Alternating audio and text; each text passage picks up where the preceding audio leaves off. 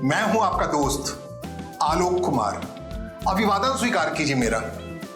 क्या अगले महीने जून में झारखंड में इंडिया गठबंधन सरकार की मियाद पूरी हो रही है? हर गठबंधन की, हर राजनीतिक मेलजोल की एक उम्र होती है। क्या वो उम्र खत्म होने वाली है? ज्योतिष के मुताबिक ग्रह नक्षत्रों का फेर होता है। राजनीतिक पंडित इसे कहते हैं परिस्थितियों का गुना भाग होता है, जोड़ घटाव होता है। उसके आधार पर तय होता है कि कौन गठबंधन, कौन सा राजनीतिक मेलजोल कितने वक्त तक चलेगा। तो मैं किस आधार पर कह रहा हूं कि अगले महीने ये मेलजोल का वक्त पूरा हो रहा है, इंडिया गठबंधन की सरकार का दौर खत्म होने वाला है, मियाद पूरी हो रही है। तो जब बात कर रहा हूं तो मैं राजनीतिक पंडितों के जोड़ घटाव और गुना भाग के आधार पर कह रहा हूं। दरअसल अगले महीने झारखंड में 2 राज्यसभा सीटों के लिए चुनाव होना है। और अंकगणित की बात करें, सदन के अंदर जो अंकगणित है, 81 सदस्यीय झारखंड विधानसभा में 56 सदस्यीय इंडिया गठबंधन की सरकार है। 56 विधायक इस गठबंधन की सरकार के साथ है। अगर 2 सीट राज्यसभा सीटों की बात करें तो प्रथम वरीयता की 28 सीटें जिस उम्मीदवार को मिलेगी उसकी जीत सुनिश्चित है। उस हिसाब से 56 विधायकों का वोट 2 राज्यसभा सदस्यों के लिए मतदान के लिए बिल्कुल माकूल है। 28-28 अगर दोनों को प्रथम वरीयता का वोट मिल जाता है, दोनों कैंडिडेट को, तो आसानी से झारखंड से इंडिया गठबंधन के 2 उम्मीदवार जीत के चले जाते हैं, दोनों के दोनों जीत के चले जाते हैं। लेकिन जो कुछ दिखता है राजनीति में वैसा होता नहीं है। इस जून से पहले जब ये चुनाव होने हैं, 2 सीट कौन कौन से बड़े महत्वपूर्ण सीट है आपको बता दें। एक तो दिशांग गुरु शिबू सोरेन के निधन के बाद से, अगस्त में उनका निधन हुआ, उसके बाद से उनकी सीट खाली पड़ी है और राज्यसभा के मेंबर थे और उनकी मियाद भी पूरी हो गई। अब जो 6 साल के लिए झारखंड से उस सीट पर आएगा तो उस सीट के लिए चुनाव होना है। दूसरा सीट है दीपक प्रकाश का, जो भारतीय जनता पार्टी के नेता हैं। उनके भी मियाद 6 साल वाली मियाद पूरी हो गई है। 2020 में राज्यसभा गए थे झारखंड से।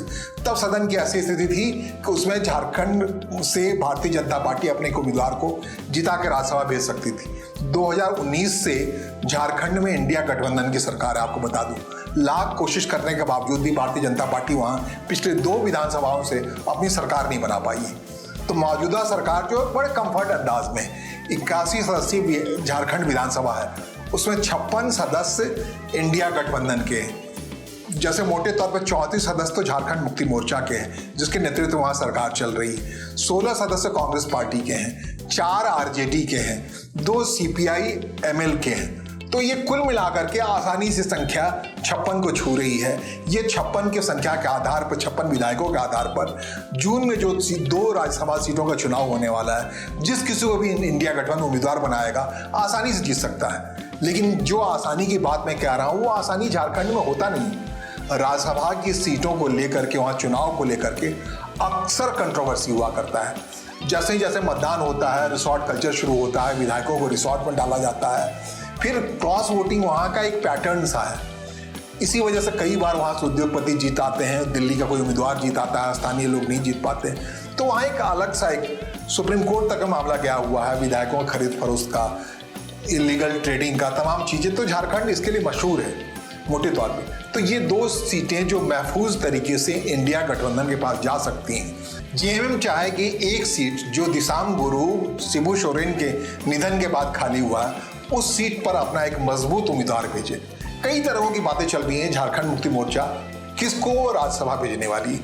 कई हलकों में ये बात भी चल रही है कि कल्पना सोरेन, जो फिलहाल गांडेय से विधायक हैं, मुख्यमंत्री हेमंत सोरेन की पत्नी है, उनको राज्यसभा भेजा जाए। राज्यसभा में वो सरकार के हक में अच्छी तरीके से बैटिंग कर सकती हैं।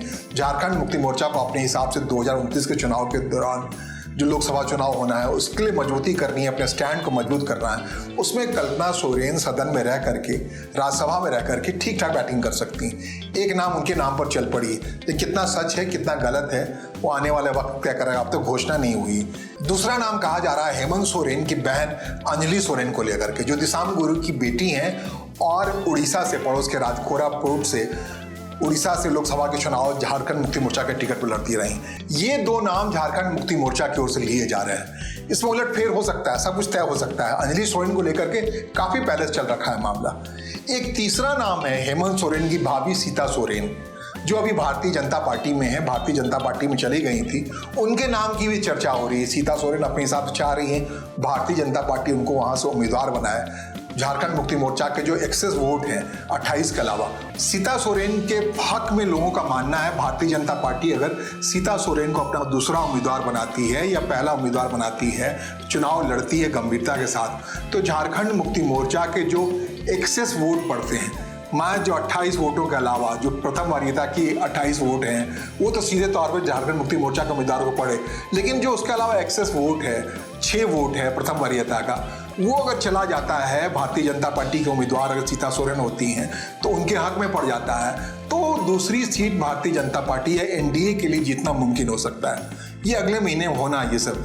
तो कुल मिलाकर के जो 3 नाम हैं झारखंड मुक्ति मोर्चा के परिवार के ही नाम हैं, उसमें से एक नाम सीता सोरेन का है। सीट 2 है, 3 जो प्रमुख तौर पे नाम उभर रहे हैं वो गुरुजी शिबू सोरेन के परिवार के नाम है। और परिवारवादी पार्टी है, मुमकिन है ऐसा हो जाए मैदान में अगर प्रतिस्पर्धा के तौर पर एक उतरे अंजलि सोरेन, उतरे कल्पना सोरेन को लेकर के बहुत सारी बातें हैं। चीफ मिनिस्टर की पत्नी है, ऊपर रांची ही रहना चाहेंगी, चीफ मिनिस्टर के साथ ही रहना चाहेंगी, एक पति रांची और पत्नी दिल्ली, ऐसा भी ठीक नहीं लगता। तो कहते बस चलाने के लोगों ने चला दिया है। जिस ढंग से वाक क्षमता है, बोलने की क्षमता है कल्पना सोरेन की, जैसे कनेक्ट करती है, जनसंवाद करने का तरीका उन्होंने डेवलप किया है। टीचर रही हैं, स्कूल चलाती रही हैं, आर्मी बैकग्राउंड रहा है, आर्मी बैकग्राउंड वाले व्यक्ति की बेटी हैं, जिस हिसाब से एक प्रखरता का अंदाज से झारखंड मुक्ति मोर्चा का एक सीता सोरेन के हक में कहा जा रहा है वो भारतीय जनता पार्टी में है। और भारतीय जनता पार्टी की ओर से ही कहा जा रहा है, कुछ लोग अपने हिसाब से कह रहे हैं, राजनीतिक पंडित कर रहे हैं। अगर भारतीय जनता पार्टी दूसरे उम्मीदवार के तौर पर सीता सोरेन को मैदान में उतार देती है तो झारखंड मुक्ति मोर्चा का जो एक्सेस वोट है 28, कहा ना पहले प्रथम वरीयता के 28 विधायकों का वोट जिसे मिलेगा उसकी जीत सुनिश्चित है। दूसरा 28 जो रेस्ट है उसमें से 34 है कुल संख्या झारखंड मुक्ति मोर्चा की, उस 34 में से जो 6 वोट है, एक्सेस वोट है, वो अगर सीता सोरेन को पड़ जाए तो उनकी जीत की संभावना बढ़ जाती है, क्योंकि 24 सदस्य है भारतीय जनता पार्टी अकेले दम पे झारखंड मुक्ति मोर्चा। अंजलि सोरेन जो हेमंत सोरेन की बहन है, कल्पना सोरेन जो हेमंत सोरेन की पत्नी है, इन दो में से कोई एक झारखंड मुक्ति मोर्चा का उम्मीदवार होगा, ऐसा कहा जा रहा है। और भारतीय जनता पार्टी की ओर से, एनडीए की ओर से कहा जा रहा है सीता सोरेन जो फिलहाल भारतीय जनता पार्टी में है, हेमंत सोरेन की भाभी हैं। सत्तारूढ़ झारखंड मुक्ति मोर्चा की ओर से जो 2 संभावित नाम राज्यसभा के लिए तैर रहे हैं उसमें एक कल्पना सोरेन, हेमंत सोरेन की पत्नी, और विधायक भी हैं वो गांडेय से, गिरिडीह से, और दूसरा नाम है हेमंत सोरेन की बहन अंजलि सोरेन जो झारखंड मुक्ति मोर्चा की ओर से पड़ोसी राज्य उड़ीसा से लोकसभा का चुनाव भी लड़ चुकी हैं, उनका नाम लिया जा रहा है। इन 2 में से एक नाम या संभव है दोनों नाम झारखंड मुक्ति मोर्चा आने वाले जून में जो राज्यसभा का संभावित चुनाव है, प्रस्तावित चुनाव है, उसमें नाम डाले।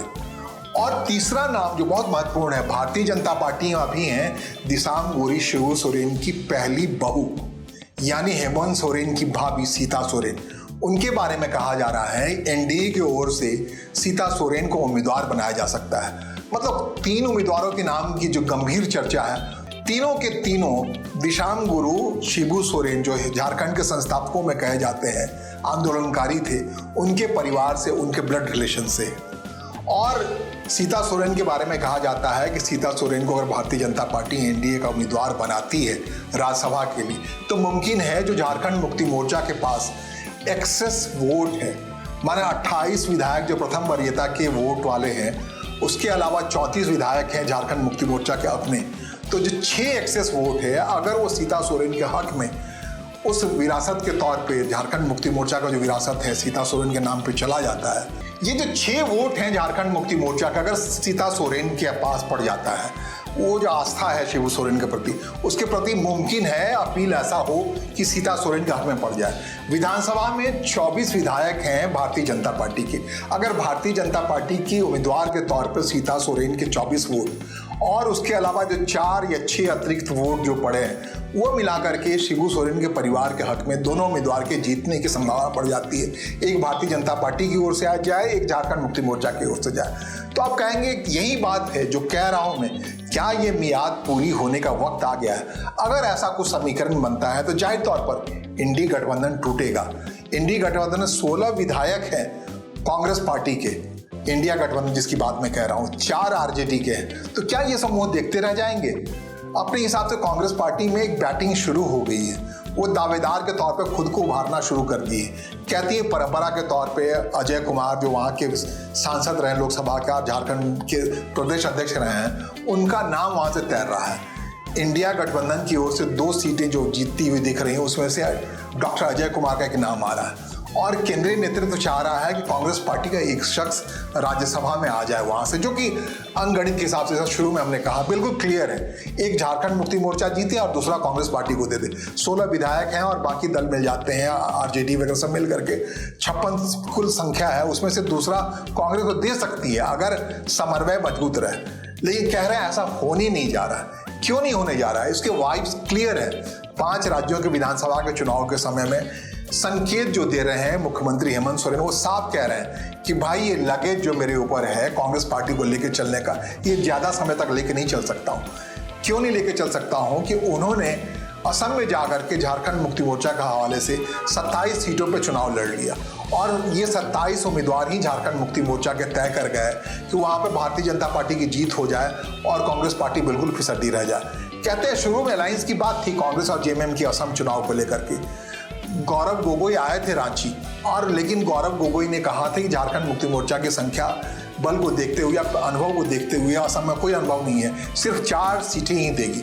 ये बात साल गई थी हेमंत सोरेन को। हेमंत सोरेन को लगा बहुत बुरा कि चाय बागान में जहां सारे आदिवासी वोट हैं वहां पर 4 सीटें ही कांग्रेस पार्टी अलायंस में देना चाह रही है। तो वो उन्होंने अपने दम पर, झारखंड मुक्ति मोर्चा के दम पर 27 सीटों पर जाकर चुनाव लड़ गए। इतना ही नहीं, उन्होंने पश्चिम बंगाल में जाकर तय किया कि वो कांग्रेस पार्टी के उम्मीदवार के, जो कि इंडिया गठबंधन होने के नाते उनका दायित्व बनता था, तो कांग्रेस पार्टी के उम्मीदवार के हक में प्रचार करने के बजाय वो ममता बनर्जी यानी टीएमसी के उम्मीदवारों का हक में वो प्रचार करेगा। ऐसा किया भी उन्होंने। झारखंड का बहुत बड़ा बॉर्डर पश्चिम बंगाल से लगता है, तो वहां पर उन्होंने टीएमसी के लिए प्रचार किया और असम में जाकर कांग्रेस के खिलाफ लड़ गए। मतलब जो 5 राज्यों की विधानसभा चुनाव है, असम और पश्चिम बंगाल में जाकर के हेमंत सोरेन ने साफ कर दिया कि अब ज्यादा वक्त तक हमारे और कांग्रेस गठबंधन की उम्र नहीं है, और ये उम्र की सीमा शायद यही जून में तय है जब राज्यसभा के चुनाव होने हैं, 2 सीटों के चुनाव होने हैं। और ये खदबदाहट जो है कांग्रेस पार्टी के अंदर भी काफी बढ़ गई। झारखंड की सरकार में वित्त मंत्री हैं राधा कृष्ण किशोर।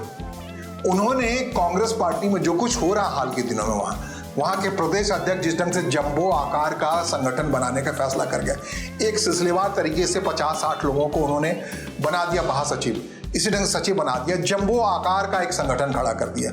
हाल की जो नियुक्ति है, वहां जो स्थितियां हैं उसको लेकर के अंदर द्वंद इतना ज्यादा बढ़ गया है कि राधा कृष्ण किशोर के नेतृत्व में साफ लग रहा है कांग्रेस पार्टी बिखरने वाली है। दूसरा धड़ा अपने हिसाब से जो संगठन से है और सरकार में जो मौजूद है, उनके बीच में खाई इतनी बढ़ गई है, मोर्चेबंदी हो रही है बड़ी संगीनता से। कहते हैं 20 तारीख को, इसी 20 तारीख को उसके लिए एक इमरजेंसी आपात बैठक बुलाई गई है। इस खाई को, जो सरकार और कांग्रेस पार्टी संगठन के बीच में खाई बनी पड़ी, उसको पाटने के लिए, उसको पाटने की कोशिश में, और ये जब बिखराव दिख रहा है साहब, तो भला उस बिखराव की स्थिति में कांग्रेस पार्टी अपने 16 विधायक को इकट्ठा रख पाएगी इस राज्यसभा चुनाव में या नहीं रख पाएगी, ये कहना बहुत मुश्किल है। क्योंकि झारखंड का राज्यसभा चुनाव का अतीत बड़ा भयानक है। विधायकों की खरीद फरोख्त के लिए बहुत बदनाम है झारखंड। 2008 हो, 2019 का मामला हो, कई बार खरीद फरोख्त करके लोग चले गए।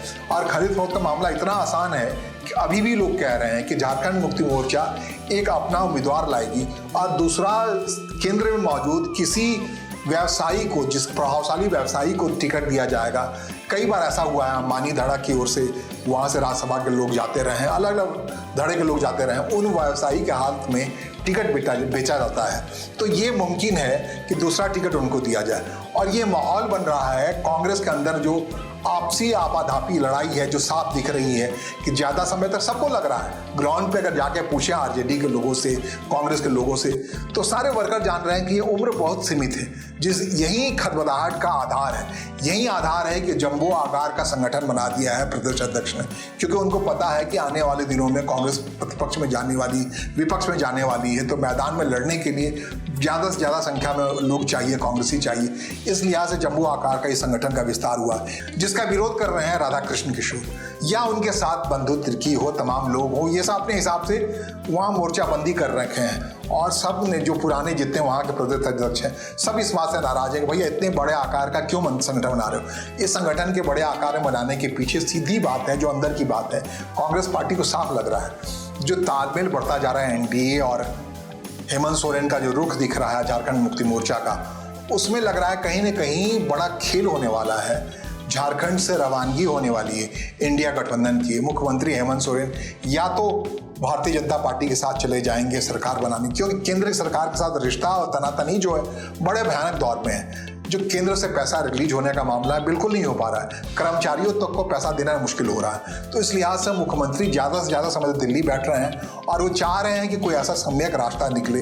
अगर उनके ऊपर ये तोहमत लग रहा है कि वो इंडिया गठबंधन के साथ सरकार चला रहे हैं, इसलिए असहजता है केंद्र सरकार के साथ उनके रिश्ते में, तो इस रिश्ते को मधुर करने के लिए, ठीक करने के लिए जो भी संभव है वो करने के लिए तैयार बताया जा रहा है। उनके पास आसान सा रास्ता है, ये 16 विधायकों वाली कांग्रेस पार्टी है उसको तोड़े और बाकियों को साथ करें और झारखंड मुक्ति मोर्चा के नेतृत्व में एक सरकार रहे वहाँ। दूसरा रास्ता है कि भारतीय जनता पार्टी के जो 24 विधायक हैं वो सीधे 34 विधायकों वाली झारखंड मुक्ति मोर्चा के साथ आके जुड़े और वहाँ एनडीए की सरकार बन जाए। दोनों बातें हैं और ये बातों का आकार मिलना है, आधार मिलना है इसी राज्यसभा के चुनाव के दौरान, जिसका नोटिफिकेशन आने वाले किसी हफ्ते या अगले हफ्ते जारी होना है, क्योंकि चुनाव अगले महीने होना है, जून में होना है।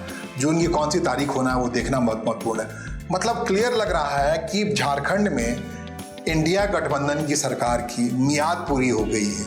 ये सारी बातें हम राजनीतिक पंडितों के और ये जोड़ घटाव या गुणा भाग साफ तय कर रहा है कि 2 सीटें जो साफ दिख रही हैं इंडिया गठबंधन अपने लिए जीत ले जाए, वो 2 सीटें वहाँ नहीं लड़ने वाली। कांग्रेस पार्टी को वहाँ कोई सीट नहीं मिलने वाली। या तो झारखंड मुक्ति मोर्चा अपने 2 उम्मीदवारों को वहाँ जिताएगी, कांग्रेस पार्टी के किसी उम्मीदवार को नहीं जिताएगी, क्योंकि जो रिश्ता तल्ख हुआ पड़ा है केंद्र सरकार के साथ, उस रिश्ते को मधुर करने के लिए जो भी मुमकिन होगा मुख्यमंत्री हेमंत सोरेन और उनकी पत्नी कल्पना सोरेन करेंगी। क्या होता है, बहुत कम समय है, अगले 30 से 40 दिनों के अंदर में सब कुछ साफ हो जाएगा। फिलहाल मुझे सुनने और समझने के लिए आपका आभार, नमस्कार, धन्यवाद।